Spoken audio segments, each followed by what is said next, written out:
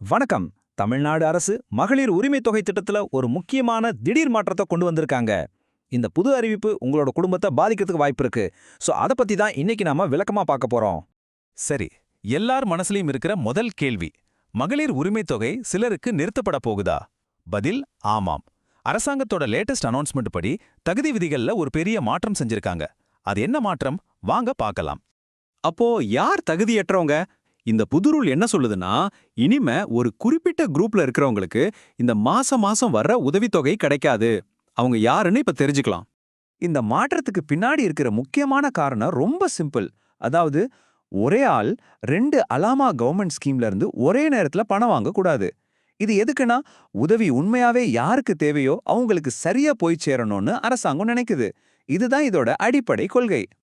Okay, அப்போ இந்த புது விதி கரெக்டா யார பாதிக்குது? நீங்க வேலைவாய்ப்பற்றோருக்கான உதவித்தொகை, அதாவது அன்எம்ப்ளாய்மெண்ட் அலவன்ஸ் வாங்கிட்டு இருந்தீங்கன்னா உங்களை தான். இனிமே நீங்க மகளிர் உரிமைத் தொகை வாங்க முடியாது. சிம்பிளா சொல்லணும்னா, நீங்க இந்த ரெண்டுல ஏதாவது ஒன்று தான் செலக்ட் பண்ண முடியும். ரெண்டும் சேர்த்து வாங்க முடியாது. அரசாங்கமே என்ன சொல்லுதுன்னா, ஏழை எளிய குடும்பத்து பெண்கள் அவங்களோட இப்போதைய தேவைக்கு எந்த திட்டம் சரியா இருக்குமோ அதை அவங்களே தேர்ந்தெடுத்துக்கணும்னு சொல்லியிருக்காங்க. இதோட அர்த்தம் என்னன்னா, முடிவு உங்க கையில தான் இருக்கு. உங்க குடும்ப சூழலை பார்த்து ரெண்டுல எது பெஸ்ட்னு நீங்க தான் முடிவு பண்ணணும். சரி, ஒரு பக்கம் இப்படி ஒரு கட்டுப்பாடு இருந்தாலும் இன்னொரு பக்கம் ஒரு நல்ல செய்தியும் இருக்கு. அதாவது எதிர்காலத்துல இந்த திட்டத்துல கிடைக்க போற சில வாக்குறுதிகளையும் அரசாங்கம் அறிவிச்சிருக்கு. அடுத்து என்னென்ன நல்ல விஷயம் வரப்போகுதுன்னு பார்க்கலாம் வாங்க. முதல்ல, மாசம் மாசம் வாங்குற தொகை 2000 ரூபாயா அதிகரிக்கப்படலான்னு ஒரு வாக்குறுதி கொடுத்திருக்காங்க. இப்ப இருக்கிற அரசாங்கம் மறுபடியும் ஆட்சிக்கு வந்தா திராவிட மாடல் 2.0 திட்டத்துக்கு கீழே இந்த உயர்வு இருக்கும்னு சொல்லியிருக்காங்க. அது மட்டும் இல்ல, உடனடியா வர மே மாசத்துல கோடைக்கால சிறப்பு தொகைன்னு சொல்லி ஒரே ஒரு தடவையா எக்ஸ்ட்ராவா ஒரு 2000 ரூபாய் கொடுக்க போறதா அறிவிச்சிருக்காங்க. இது ஒரு நல்ல போனஸ் மாதிரி இல்லையா?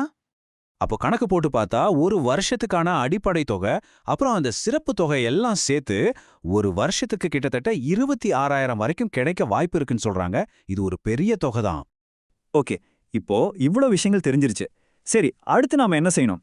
குழப்பிக்க வேணாம், நான் உங்களுக்கு சில சிம்பிளான ஸ்டெப் சொல்றேன். முதல்ல, நீங்க இப்போ வேலைவாய்ப்பற்றோருக்கான உதவித்தொகை வாங்கிட்டு இருக்கீங்களா இல்லையான்னு செக் பண்ணுங்க. ரெண்டாவது, அந்த திட்டம் இந்த திட்டம் ரெண்டையும் ஒப்பிட்டு பாருங்க. எதுல உங்களுக்கு அதிக பணம் கிடைக்குது, எது உங்க குடும்பத்தோட உடனடி தேவைக்கு உதவும்னு யோசிங்க. மூணாவதா, நல்லா யோசிச்சு உங்களுக்கு எது அதிக லாபமோ அந்த திட்டத்தை தைரியமா தேர்ந்தெடுங்க. சுருக்கமா சொல்லணும்னா, ரூல்ஸ் மாறிடுச்சு. இனிமே வேலைவாய்ப்பற்றோர் உதவித்தொகை, மகளிர் உரிமைத் தொகை ரெண்டையும் சேர்த்து வாங்க முடியாது. நீங்க தான் ஒன்ன செலக்ட் பண்ணணும். ஆனா இந்த மகளிர் உரிமைத் தொகை திட்டத்துல தொடர்றவங்களுக்கு ஃபியூச்சர்ல பணம் அதிகமாகும்னு ஒரு நல்ல வாக்குறுதியும் இருக்கு.